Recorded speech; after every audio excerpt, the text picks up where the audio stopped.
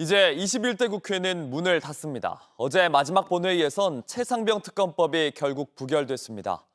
더불어민주당은 국회 참사의 날이라며 다음 국회가 열리자마자 1호 법안으로 최상병 특검법을 다시 추진하겠다고 밝혔습니다. 이재승 기자입니다. 총 투표수 294표 중 가 179표, 부 111표, 무효 4표로서 부결되었음을 선포합니다.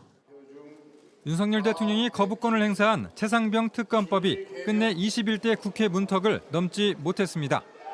법안이 통과되려면 본회의에 출석한 의원 3분의 2 이상이 찬성표를 던져야 하는데 의결에 필요한 정적수인 196표에 17표가 모자란 겁니다. 특검을 막으려는 국민의힘의 표 단속이 성공한 모양새입니다. 당론으로 정했던 이 사안에 대해서 어긋남이 없이 단일 대우에 함께 해주셨다 이렇게 생각을 합니다. 부결 직후 야권 6개 정당은 국회 로텐더홀에 모여 윤 대통령과 국민의힘을 강하게 규탄했습니다. 특검을 거부한 자가 범인이다. 수사 과정에 외압이나 그런 사건 조작에 의혹이 있으니 그걸 규명하자는 것에 대해서 왜 이렇게 극렬하게 반대하는지 도저히 납득이 되지 않습니다. 민주당은 22대 국회가 열리자마자 특검법을 재추진하겠다고 밝혔습니다. 최상병 특검법을 다음 국회에서 민주당의 당론으로 발의하는 첫 법안, 즉 1호 법안으로 추진하겠다는 겁니다. 22대 국회에서 야권의 의석을 모두 합치면 192석에 이르는 만큼 특검법이 다시 국회 본회의를 통과하는 건 수월할 것으로 예상됩니다. 하지만 재차 거부권이 사용될 경우 재의결을 위해선 여전히 8명의 이탈표가 필요합니다. 이 밖에 각종 특검을 둘러싼 여야의 대치 전선은 22대 국회 들어 더 첨예해질 것으로 보입니다. 민주당은 김건희 여사 주가 조작 의혹 특검법 재추진을, 조국 혁신당은 한동훈 특검법을 입법 예고했습니다. JTBC 이재승입니다. 표결 결과 때문에 찬성표 던지겠다고 공개적으로 밝혔던 국민의힘 의원들이 정말 찬성표 던진 거 맞냐는 말도 나옵니다. 왜 그런지 유정화 기자 보도 보시고 스튜디오에서 좀 더 이야기 나눠보겠습니다. 최상병 특검법에 공개적으로 찬성 의사를 밝혔던 국민의힘 의원은 모두 5명입니다. 가장 늦게 공개 입장을 밝힌 김근태 의원은 오늘 오전 본회의 직전에 기자회견도 열었습니다. 결국 우리 정부 여당은 최상병 사건의 과정 속에서 유족을 진정으로 위로하지 못했습니다. 국민을 납득시키지 못했습니다. 하지만 본회의에서 최상병 특검법 재표결 이후 투표함 뚜껑을 열어보니 상황은 달랐습니다. 실제 가결표는 출석한 범야권 의원 수와 같은 179표였습니다. 4개의 무효표가 범야권에서 발생했다고 가정하면 찬성을 예고했던 국민의힘 의원 5명 중 1명이 변심을 한 걸로 풀이됩니다. 이탈표를 공언했던 5명의 의원들은 모두 찬성표를 던졌다는 입장입니다. 헌법기관의 한 사람으로서 제 소신에 따라서 투표하겠습니다. 야당의 이런 정치적 주장에 더 이상 끌려다니지 않도록 우리가 선제적으로 좀 적극적인 자세를 취하는 게 좋겠다. 제 생각에는 변함이 없습니다. 네. 결과적으로 여권의 표 단속이 효과를 본 것으로 드러나면서 추가 이탈표가 있을 경우 리더십 약화를 우려했던 국민의힘 지도부는 가슴을 쓸어내렸습니다.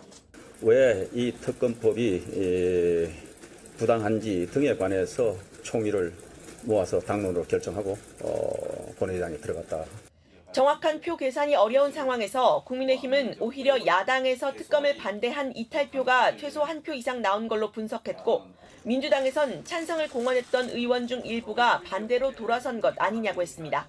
JTBC 유정화입니다. 네, 그럼 바로 스튜디오에서 정치부 유한울 기자와 표 계산 좀 짚어보겠습니다. 자, 유 기자, 이 찬성표 던지겠다고 공개적으로 밝힌 국민의힘 의원 모두 5명이었잖아요. 근데 이 표결 숫자를 보면 다들 진짜로 찬성 던진 건지 좀 의문이 드는 상황 아닌가요?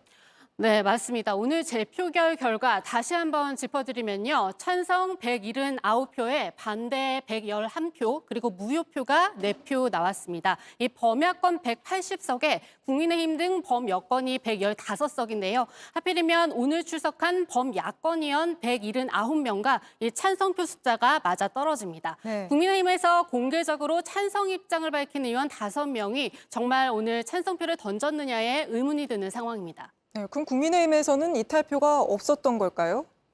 네, 범야권이 전부 찬성표를 던졌다고 가정했을 때 국민의힘을 포함한 범여권표, 반대 111표와 무효 4표입니다. 이 공개 찬성했던 5명 중 4명은 이 무효로 찬성 의사를 밝힌 것 아니냐, 또 나머지 1명은 그러면 당론대로 반대표를 던진 것 아니냐, 이렇게 볼 수도 있습니다. 네, 근데 부결 직후에 저희가 또 확인을 해보니까 공개적으로 이렇게 찬성 의사 밝혔던 5명 의원 모두 소신대로 했다, 소신대로 투표했다 이렇게 밝히지 않았습니까? 네, 맞습니다. 그런데 저희가 좀 따로 취재를 해보니까요. 이 무효표 4표 가운데 3표에 이 한자로 가가 적혀 있던 걸로 파악됐습니다. 네. 그러니까 이 가결에 가를 써 넣음으로써 이 찬성 의사를 밝혔지만 점이나 괄호를 쳐서 무효표를 만들었다는 건데요. 그렇다 하더라도 이 5명의 미스테리가 다 풀리는 건 아닙니다. 이 국민의힘에선 오히려 민주당에서 이탈표가 나왔다 이렇게 주장하고 있습니다. 아무래도 무기명 투표였기 때문에 정확한 건 저희가 알 수는 없겠죠, 앞으로도. 근데 이게 최상병 특검법 또 22대 국회에서 바로 다시 추진하겠다고 민주당이 밝히지 않았습니까? 그러면 다음 표결은 언제쯤 하게 될까요?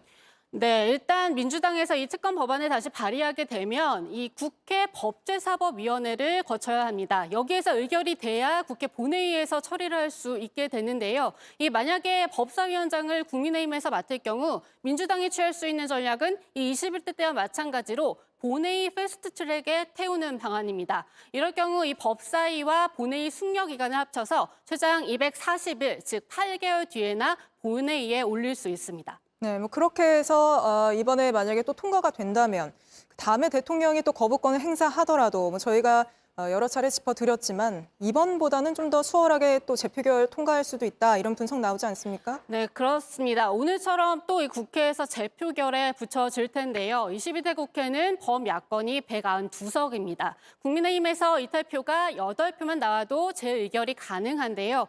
이때까지 공수처가 내놓을 수사 결과 미진하다고 판단되면 이탈표가 더 나올 가능성도 높아집니다. 네, 알겠습니다. 여기까지 짚어보겠습니다. 유한울 기자였습니다.